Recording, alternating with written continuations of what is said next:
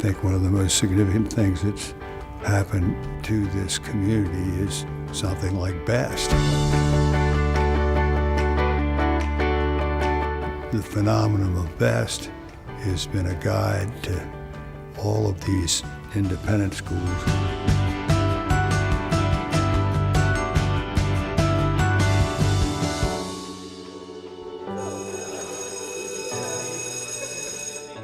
When I first started at an independent school, and I was like, Dad, this must be the biggest school in the world. I spent the whole day and I only saw 4 black people. So there must be a whole other wing of the school that I haven't seen yet where all the black people are. My name is Joshua Perry. Most people call me Josh.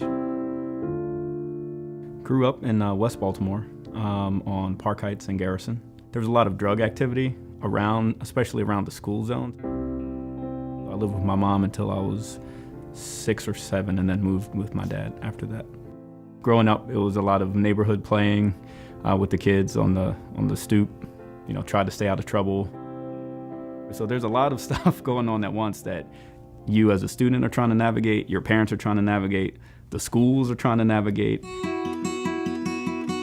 And B.E.S.T. is able to bring all of those constituencies together, get on the same page, ex ante, so that everyone knows what to expect. And then you take the bus now. I think B.E.S.T. does a really good job of trying to create internal mentors, having some of the older kids look out for some of the younger kids. Even if it's just a gentle push towards the right direction, is so beneficial and so useful. Yeah, my parents are definitely 100% committed to me. They worked multiple jobs in order for me to be able to have some opportunities that they probably didn't have. High school is a lot of work. My dad pretty much just sat me down and was like, hey, I worked really hard for you to have these opportunities. Don't you want to see what you could potentially do and see what could happen if you apply yourself fully?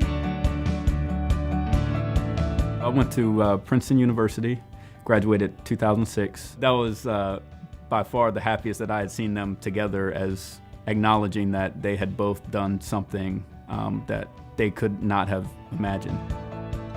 One of the life lessons I've learned is the fact that you can't do it alone.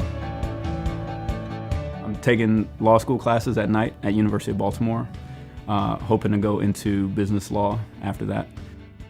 Josh is something you can be proud of, to say that you were part of a system that produces a Josh or others. I remember that there was this point in time when I finished middle school and I begged to go to public school. I begged. And so when it's beginning of 8th grade, she said, okay, just finish 8th grade and you can go to Poly or one of the other magnet high schools. I finished 8th grade and I was like, yes, finally. And then over the summer, she's like, you're just doing so well there. I think you should stay. Best decision she ever made. But you get this amazing group of people who stand behind you. And they say, any dream you want, you pick it, we'll help you get there. The opportunity that a kid should have is somewhat denied by ignorance, just by lack of knowledge, or by some others who might conclude in a twisted way that this isn't the right place for such and such because of their particular circumstances, or their color of their skin. When you get to know a certain person for what they truly are, that can change your mind and educate you. I grew up in Birmingham in the 40s and the 50s.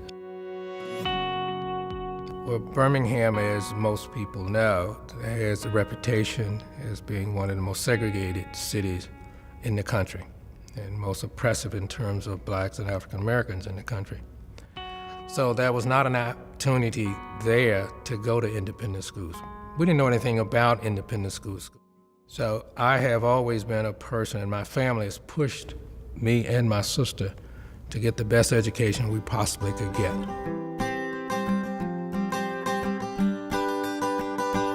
I'm most proud of the fact that we're having a 30-year celebration. We're still here. When you're around for 30 years, I believe you're doing something right.